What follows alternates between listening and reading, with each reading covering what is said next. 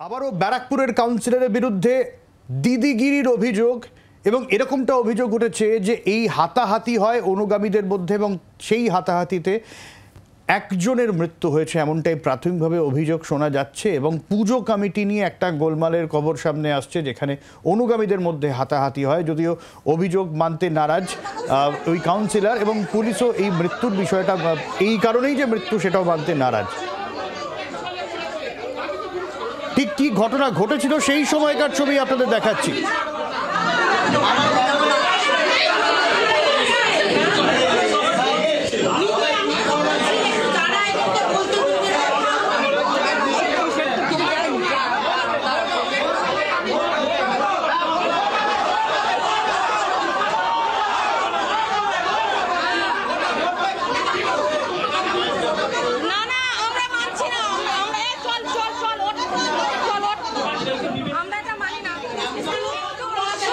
সেই সময়কার ছবি আপনারা দেখছেন। নতুন পুজো কমিটি তৈরি নিয়ে মিটিং ছিল এবং সেখানে কাউন্সিলর এবং তার অনুগামীরা আসেন এবং তারপরেই হাতাহাতি বচসা, যার জেরে আহত এক ব্যক্তির মৃত্যুর খবর পাওয়া যাচ্ছে, যদিও পুলিশ হাতাহাতির অভিযোগ অস্বীকার করছে। বরুণ সেনগুপ্ত রয়েছেন এই মুহূর্তের আপডেট। বরুণ, জানাবেন আমাদের।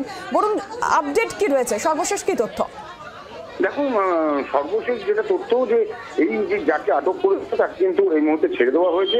আর যে বাচ্চাগুলো যাদের মারধর করা হয়েছিল বা যাদের একজন তার মধ্যে হসপিটালে এই মুহূর্তে ভর্তি রয়েছে এবং এই যে ঘটনা, এই ঘটনায় কিন্তু যে পুলিশ এইভাবে কথা বলছে বা এই ধরনের কথা বলছে সেটা নিয়ে কিন্তু একেবারেই এলাকার বাসিন্দারা যারা ওই মুহূর্তে এখানে ছিলেন, যেহেতু চোর চোর বলেছে বা বাচ্চা চুরি করতে এসছে এই কথা বলেছে, সেহেতু কিন্তু এলাকার যারা ওই মুহূর্তে ছিলেন তারা কিন্তু এটাকে বরুণ, আমি জানতে চাইবো এই যে পুজো কমিটি গঠন করা নিয়ে যে অভিযোগ উঠেছে এবং তাতে যে সংঘাত, সেই বিষয়টা জানতে চাইছি, ঠিক কি ঘটনা ঘটেছিল?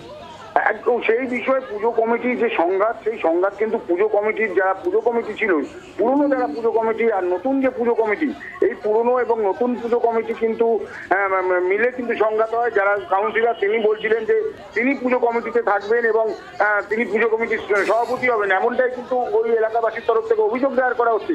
তারা মানতে নারাজ, তারা যে এই কপথের ধরে তারা পুজো করতে আসছেন, এই নিয়েই কিন্তু ক্লাবের ভেতরে একটি সংঘাত হয় এবং ক্লাবের ভেতরে কথা কাটাকাটি হয়, বচসা হয়, এমনকি হাতাহাতি পর্যন্ত হয়।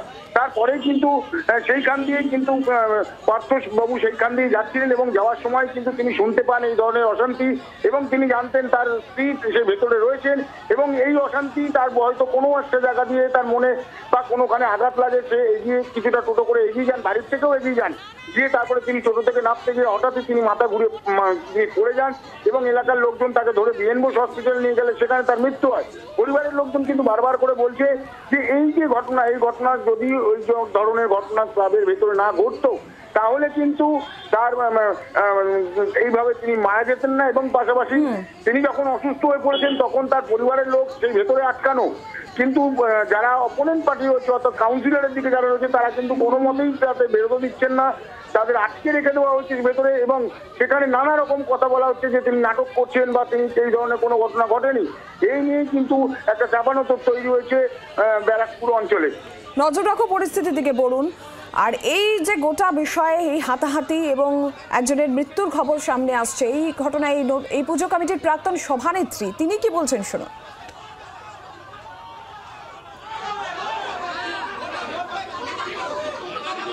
পুজোর মিটিং ছিল 2024-এ নতুন কমিটি তৈরি করার, আর আমাদের গতবারের আয় ব্যয়ের হিসেব দেওয়ার ব্যাপারটা ছিল, সেই নিয়ে মিটিংটা ডাকা হয়েছিল। আর আমরা বলেছিলাম যে এবারে ফেসবুক লাইভ করবো, কেন অনেকেই বলেছে যে আমরা মিটিংয়ে যেতে পারি না, খবর পাই না, তাতেও অনেক আপত্তি। পুজোতে তো সবাই আসতে পারে, কিন্তু ওদের এত মানে হাইপার হয়ে ওরা চিৎকার চেঁচামেচি করতে লাগলো যে কি বল, মানে মিটিং হতে পারে না। কাউন্সিলর কিচ্ছু বলছিল না, কাউন্সিলর ওদেরকে নিয়েই তো এসেছে, ও তো নিতেই এসেছে, ও প্রেসিডেন্টের নাম রেখে বাদ বাকি ছেলেদেরকে দিয়েছে নামগুলো। আগের যে পুজোর ছেলে মানে যা বাচ্চাদের নাম কারণ নেই, মানে কোনো মিটিং চাইছেই না ওরা বলে দিচ্ছে আমরা যারা ভোটিং করবো, আমরা ভোটিং করলে তো কোনোদিনই ভোটিং হয়নি। মারধর ওইখানেই শুরু হয়ে গেছে, মানে ওরাও শুনবে না আমাদের কথা, আমরা বলছি শুনছে না। ওই অপোনেন্ট পার্টি যারা ছিল সেটা ওই কি করে ওই সেম ওই ওরাই, মানে ওই সেই কল্যাণী মুখার্জি, কল্যাণী মৈত্র, রেখা মণ্ডল, কুহেলি, মিঠু, এরা সবাই ছিল, ইলা, তারপরে বাপ্পাদা, তারপরে কি বলে শিবাশিস, তারপরে ওদের ছেলেরা সব আছে যারা সব যদিও এই সমস্ত অভিযোগ অস্বীকার করেছেন তৃণমূল কাউন্সিলর মৌসুমী। এটা সম্পূর্ণ মিথ্যে ভিত্তিহীন। ওনার পরিবারে যদি বলে থাকে তদন্ত হোক, তদন্তেই জানা যাবে সব কিছু। হ্যাঁ, আর কমিটির মিটিং চলছিল ওখানে, আর ওখানে ওই স্পটেও ছিল না, ওখানে দাঁড়িয়েও ছিল না, সমস্ত ভিত্তিহীন। দুই কমিটির কথা কাটাকাটি হয়েছে, আর কিছু এর মধ্যে কিছু হয়নি।